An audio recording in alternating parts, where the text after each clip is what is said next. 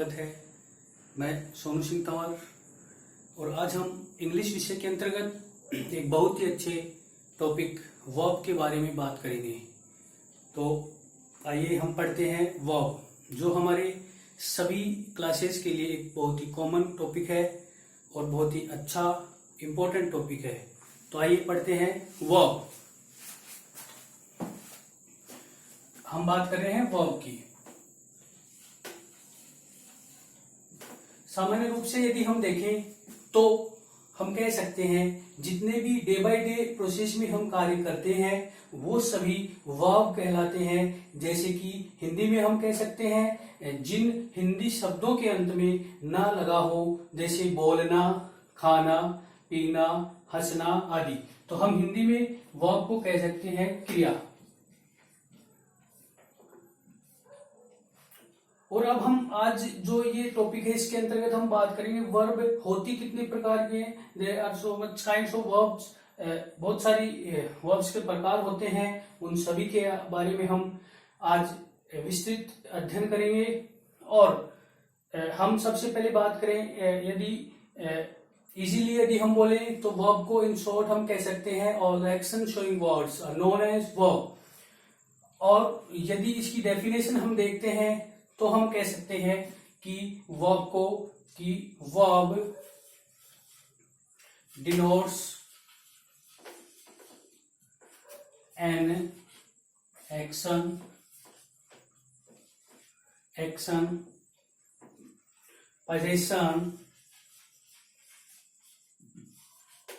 possession, relation and state. So action किसी प्रकार का कार्य किया जाता है, वो पोजीशन हम समझ सकते हैं। जैसे कि हम एक रिलेटिव प्रोनाउन के पॉजिटिव प्रोनाउन के अंतर्गत प्रोनाउन के चैप्टर के अंदर हम पढ़ते हैं इसको कि कोई भी व्यक्ति किसी चीज के ऊपर अपना स्वामित्व दर्शाता है, अधिकार। जैसे मैं कह सकता हूं इस मार्कर के बारे में, दिस मार्कर इज माइन, तो इससे मैं मेरा संबंध दर्शा रहा हूं। तो इस प्रकार से नेक्स्ट यदि हम बात करें रिलेशन, किसी भी चीज का, किसी विषय वस्तु का किसी के साथ संबंध दर्शाता है, वो रिलेशन आ जाता है। और यदि हम बात करें स्टेट, इट्स मीन्स अवस्था, किसी की स्थिति के बारे में बात की जाए। फॉर एग्जाम्पल यदि हम बात करें तो सबसे पहले हम यदि बात करें एग्जाम्पल यदि हम ले तो हम कह सकते हैं जैसे एक्शन शोइंग वर्ड के लिए कि आई एम प्लेइंग, तो ये क्या हुआ, एक्शन शोइंग वर्ड। इसके अंदर हमें क्या पता चल रहा है कि कार्य के अंदर एक्शन हो रहा है।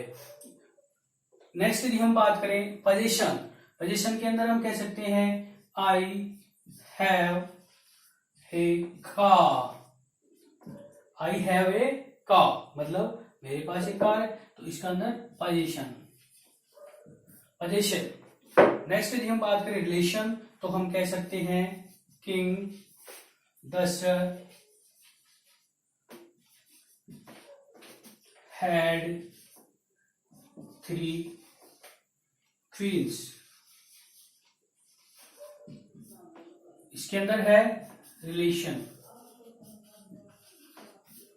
नेक्स्ट यदि हम बात करें तो हम देख सकते हैं आई एम ए टीचर, ये हो गया हमारा स्टेट से रिलेटिव। सो अब हम इसके बारे में बात करते हैं कि वर्ब्स को कितने प्रकार से पढ़ते हैं। तो आप इन सभी एग्जांपल्स को देख लें एक बार। नेक्स्ट हम बात करते हैं वर्ब्स को किस प्रकार से हम वर्गीकृत करते हैं। तो हम यदि बात करें वर्ब को तो मेनली हम वर्ब के 2 काइंड्स पढ़ते हैं। मुख्य रूप से 2 प्रकार से हम पढ़ते हैं और फिर उनको आगे फ्लो चार्ट के द्वारा हम समझेंगे। तो फर्स्ट यदि हम बात करें तो हेल्पिंग वर्ब, उसके बाद में है main verb, main verb, helping verb और मेन वर्ब। यदि हम इसमें बात करें, हेल्पिंग वर्ब को हम ऑक्सिलरी वर्ब भी कह सकते हैं। इसका दूसरा नाम जो है वो है ऑक्सिलरी, ऑक्सिलरी वर्ब। और यदि हम मेन वर्ब में बात करें तो मेन वर्ब को हम कह सकते हैं ऑर्डिनरी वर्ब, उसके बाद में फुल वर्ब। नेक्स्ट यदि हम बात करें तो प्रिंसिपल वर्ब। इस प्रकार से हम इनको डिफाइन कर सकते हैं। तो अब हम बात करते हैं हेल्पिंग वर्ब की, फ्लो चार्ट के अकॉर्डिंग हेल्पिंग वर्ब और मेन वर्ब को किस प्रकार से पढ़ते हैं। तो पहला हम हेल्पिंग वर्ब और दूसरा मेन वर्ब। देखिए, इसके अंतर्गत हम जब बात करें तो ये होती है टू काइंड्स की, जिसके अंतर्गत हम पढ़ते हैं फर्स्ट प्राइमरी, देन सेकंड जो है हम पढ़ते हैं मॉडल, मॉडल वर्ब्स के अकॉर्डिंग। टोटली जो है ये इनकी जो संख्या है वो होती है काउंटिंग में 24, total number 24, primary 11 and 13 modal verb. तो इसको हम समझ सकते हैं प्राइमरी के अकॉर्डिंग हम पढ़ते हैं बी की फॉर्म, हैव की फॉर्म और एक दूसरी जो फॉर्म है जो है डू। तो पी में जो है आ जाता है कौन कौन, इज, एम, आर, वाज और वर। नेक्स्ट यदि हम बात करें हैव की फॉर्म, तो हैव की फॉर्म में आएगा हमारे पास हैज, हैव और हैड। नेक्स्ट डू की फॉर्म में डू, डज और डिड, ये सभी हमारे पास आएंगे। तो हम इनको देख सकते हैं। बी की फॉर्म में is, am, are, was, verb. Have की फॉर्म में हैज, हैव और हैड। नेक्स्ट यदि हम बात करें डू, डज और डिड, तो ये टोटल हो गए 11। ये कितने हुए 11, बी, हैव और डू। नेक्स्ट यदि हम बात करें 30 जो हम मॉडल्स पढ़ते हैं मॉडल वर्ब के अकॉर्डिंग, तो मॉडल वर्ब को हम डिफाइन कर सकते हैं इस प्रकार से।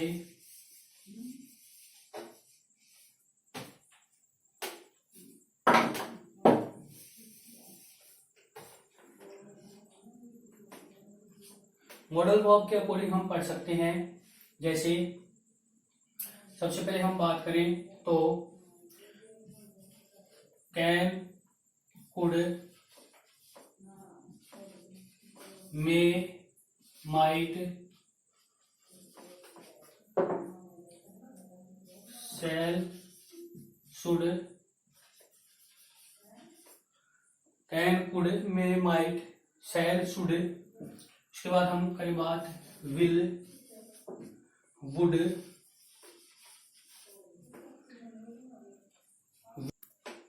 मस्ट। उसके बाद में डेयर, और डेयर के बाद में नीड, यूज्ड टू और ought to। तो इस प्रकार से हम देख सकते हैं ये टोटल 13 मॉडल वर्ब जिनको हम मॉडल्स के अकॉर्डिंग पढ़ते हैं। तो इस प्रकार से जो हमारा प्राइमरी का जो पार्ट है उसमें हमने क्या पढ़ा, 11 जो बी की, हैव की और डू की फॉर्म जो थी वो हमने पढ़ी 11 और 13। इस प्रकार से टोटल ये कितने हो गए 24। नेक्स्ट यदि हम बात करें मेन वर्ब की, तो मेन वर्ब के अकॉर्डिंग हम जो पार्ट हैं वो पढ़ते हैं। तो मेन वर्ब में मोस्टली जो है हम पढ़ते हैं, मेन वर्ब के अंदर 2 पार्ट्स हम बात करते हैं, एक तो फाइनाइट और नेक्स्ट यदि हम बात करें तो नॉन फाइनाइट। इनके अकॉर्डिंग जो फाइनाइट वर्ब है उसके 2 पार्ट्स होते हैं। फर्स्ट पार्ट हो गया हमारा फाइनाइट का, कौन सा, एक तो ट्रांसिटिव वर्ब और दूसरा हो गया इंट्रांसिटिव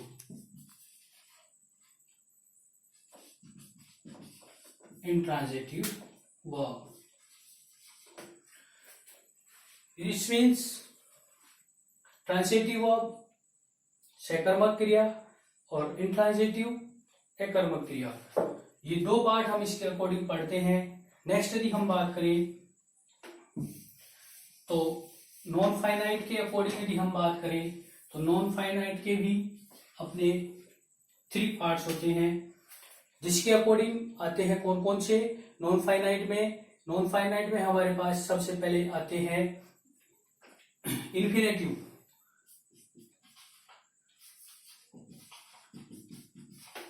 इन्फिनेटिव्स। उसके बाद यदि हम बात करें तो जीरेंड्स,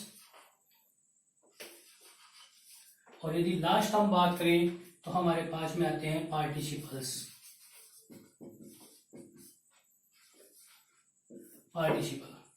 इस प्रकार से यदि हम बात करें तो इन्फिनेटिव्स का मतलब होता है, इन्फिनेटिव्स का मीन्स होता है कि जिनके अकॉर्डिंग हम टू का यूज करते हैं, वर्ब की फर्स्ट फॉर्म के साथ टू का प्रयोग करते हैं, और जीरेंड्स के अंदर हम आईएनजी वाली फॉर्म पढ़ते हैं, और पार्टिसिपल में हम V3 के साथ, आईएनजी के साथ V3 और V3 का उपयोग किया जाता है।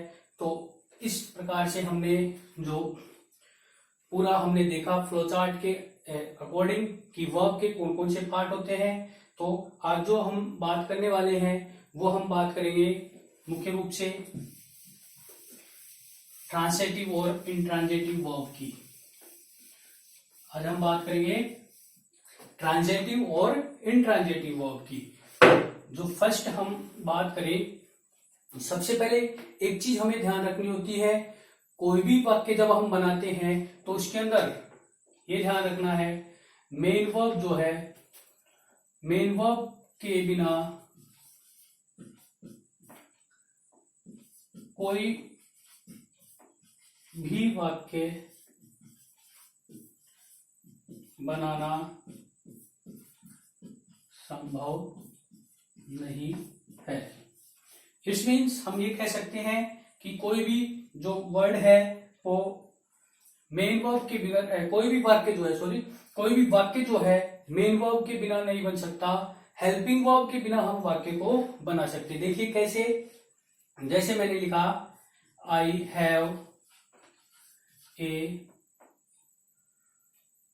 कार, इसमें हमारे पास यहां पर कोई भी हेल्पिंग वर्ब नहीं है, बट यहां पर जो हैव है ये एज ए मेन वर्ब यहां पर यूज हो रहा है।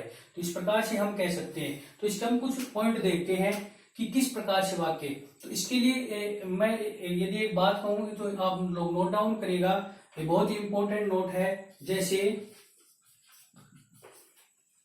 किसी भी वाक्य में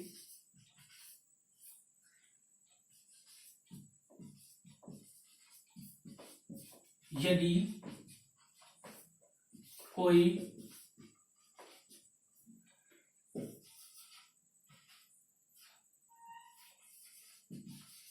कनेक्टिव या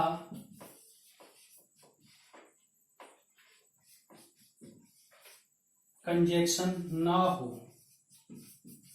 तो वाक्य में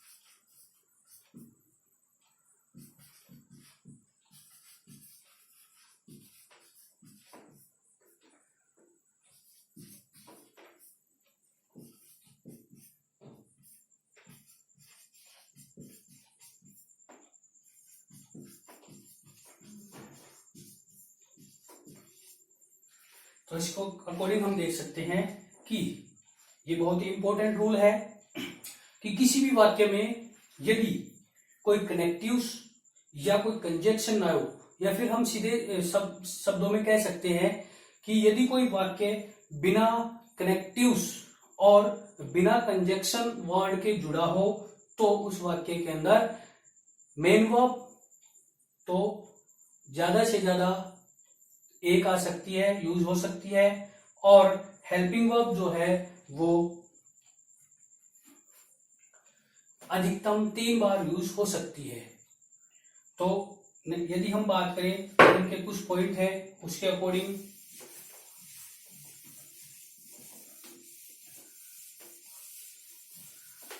फर्स्ट देखिए, फर्स्ट पोजीशन क्या क्या बन सकती है। एक वाक्य में यदि हेल्पिंग वर्ब नहीं है तो कोई फर्क नहीं पड़ता है, बट हमें मेन वर्ब की आवश्यकता होती है। बिगर मेन वर्ब के कोई वाक्य नहीं बन सकता है। तो फर्स्ट कंडीशन क्या होगी, मेन वर्ब। सेकंड कंडीशन, एक helping verb plus main verb, ये कंडीशन बन सकती है। नेक्स्ट यदि हम बात करें तो 2 हेल्पिंग वर्ब और एक मेन वर्ब आ सकती है। और नेक्स्ट यदि बात करें तो 3 हेल्पिंग वर्ब प्लस एक मेन वर्ब आ सकती है। इस प्रकार से ये 4 कंडीशन बनती है हमारे पास। इस प्रकार से वाक्य हम बना सकते हैं। तो आगे हम बात करते हैं जो हमने अभी बात की थी फाइनाइट वर्ब के अकॉर्डिंग, जो है ट्रांजिटिव और नॉन और इनट्रांजिटिव वर्ब के बारे में। तो फर्स्ट हम बात करते हैं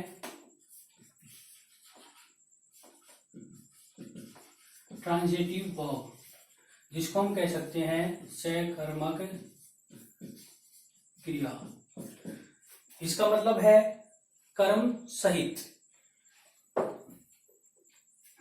तो हम ये देख सकते हैं, इसके लिए मैं पहले एक फॉर्मूला बता देता हूं जो बिल्कुल इजी हो जाएगा कि किस प्रकार से हम फाइंड आउट करें इज दिस ट्रांजिटिव और इनट्रांजिटिव वर्ब। सो फॉर्मूला क्या है, इसका फॉर्मूला है हमें ऑब्जेक्ट फाइंड आउट करना है। यदि हमें ऑब्जेक्ट मिलता है इसका मतलब वो उसमें सकर्मक क्रिया होगी, ट्रांजिटिव वर्ब होगी, अदरवाइज वो इंट्रांजिटिव होगी। तो हम देख सकते हैं किस प्रकार से हम चेक करेंगे, व्हाट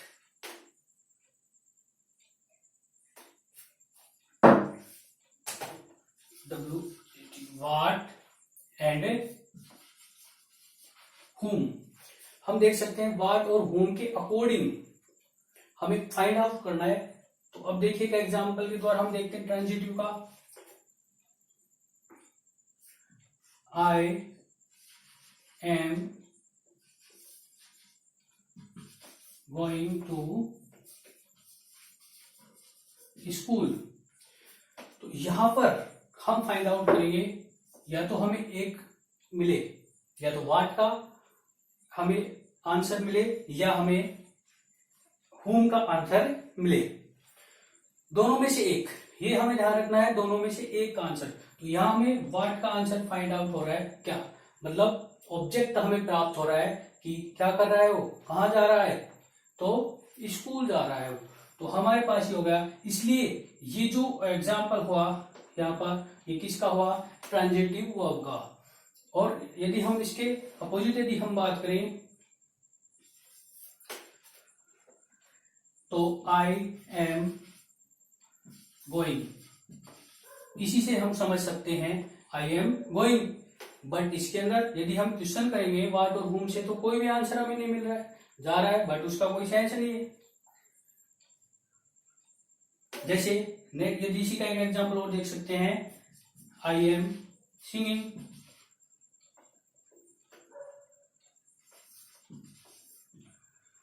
तो इसमें कोई क्या है, ये इंट्रांजिटिव वर्ब का होगा। तो सेकंड में ये हम जो पढ़ रहे हैं, ये वाक्य हम किसके अकॉर्डिंग पढ़ रहे हैं, ये सभी किसके हैं, तो सेकंड में ये सभी जो वाक्य हैं इसी के अकॉर्डिंग हम देख सकते हैं ये किसके हैं, इंट्रांजिटिव के। इंट्रांजिटिव वर्ब के एग्जाम्पल हैं जो अभी हमने देखा। जो एग्जाम्पल थे इसके अकॉर्डिंग मैंने उनको कंपेयर करके बताया अभी। अब हम उसको इसमें लिख के देखते हैं। तो इसका मतलब होता है अकर्मक, अकर्मक क्रिया। इसका मतलब जिसके अंदर कर्म नहीं हो। तो उसके एग्जाम्पल हम देख सकते हैं। अभी जो उसे लिखा था, I am eating, I am dancing, इस प्रकार से ये सभी किसके हुए? अकर्मक क्रिया के। और एक आप लोगों को एक कंफ्यूज नहीं होना है, बहुत सी जगह हमें इसके 3 पार्ट्स मिलते हैं पढ़ने को। तो ज्यादातर बुक्स में 2 दिए हुए मिलते हैं, लेकिन जो थर्ड पार्ट है उसकी भी हम बात करेंगे। वो ट्रांजिटिव का ही एक दूसरा भाग होता है जिसके अंदर हमें डबल ऑब्जेक्ट मिलते हैं। तो देखिए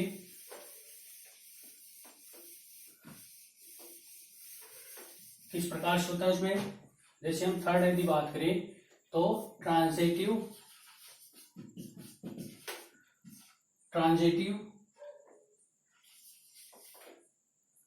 वर्ब विद डबल ऑब्जेक्ट, इसको हिंदी में हम कहते हैं द्विकर्मक क्रिया। इसका मतलब ये होता है इसके अंदर 2 कर्म मिलते हैं। तो वो इसका एग्जाम्पल के द्वारा हम लोग समझते हैं अभी। जैसे she gave us food, it means us. यहां पर हमें फाइंड आउट हो रहा है, अभी हमने पढ़ा था वाट और हुम, वाट और हुम, क्या और किसे या किसका। तो इसके अकॉर्डिंग वाट क्या दिया? फूड। हुम किसको दिया? हमें। तो ये हमारे पास हो गया इनडायरेक्ट ऑब्जेक्ट। तो ये हो गया डायरेक्ट ऑब्जेक्ट। इनडायरेक्ट और डायरेक्ट ऑब्जेक्ट के बारे में यदि हम बात करें तो एक चीज ध्यान रखना है, जो लिविंग थिंग्स के बारे में बात की जाती है वो तो किस में आता है? Indirect object. और लिविंग थिंग्स के बारे में जब बात की जाती है वो आता है डायरेक्ट ऑब्जेक्ट में। लिविंग थिंग्स हमेशा डायरेक्ट ऑब्जेक्ट के अकॉर्डिंग आते हैं और जो भी लिविंग थिंग है वो इनडायरेक्ट ऑब्जेक्ट में आते हैं, सॉरी, और जो नॉन लिविंग थिंग है वो हमेशा डायरेक्ट ऑब्जेक्ट में आते हैं। तो ये चीज हमें ध्यान रखनी है। जब द्विकर्मक, इसका सीधा अर्थ है हम सब 2 कर्म हो तो इसके अंदर एक ऑब्जेक्ट ही एक ही, हम इससे फाइंड आउट कर सकते हैं व्हाट और हुम के द्वारा।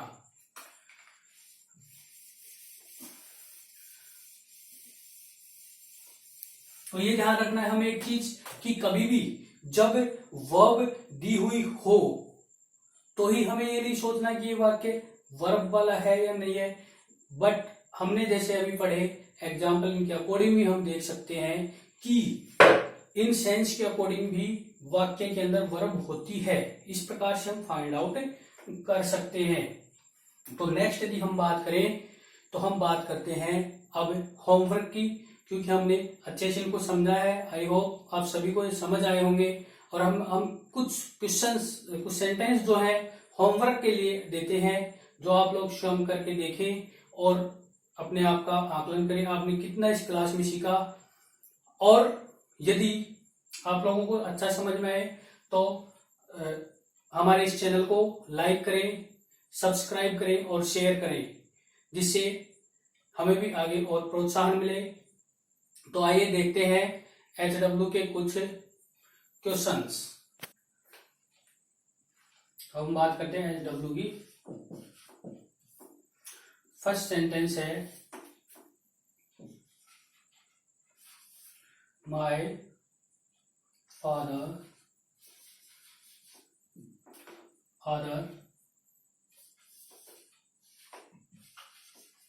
Drinks. Second,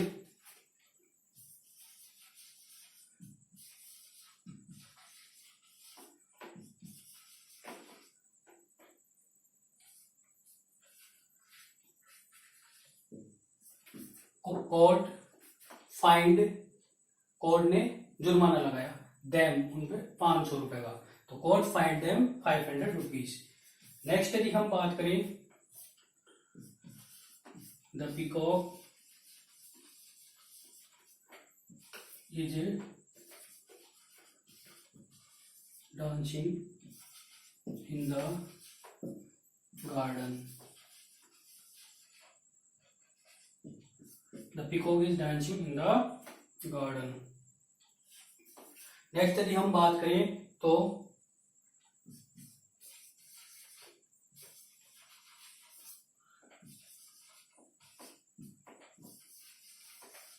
peon wrong the bell, और यदि लास्ट वन हम बात करें तो शक्ति इट्स मैंगो। तो आप सभी लोग इनको करने की कोशिश करिए और अच्छे से समझिए, बहुत ही अच्छा टॉपिक है। आप सभी इस संकट की स्थिति में जो ये महामारी फैली है कोविड-19, इसे सुरक्षित रहे। आई होप आप सभी घर पे सुरक्षित होंगे, सेफ होंगे।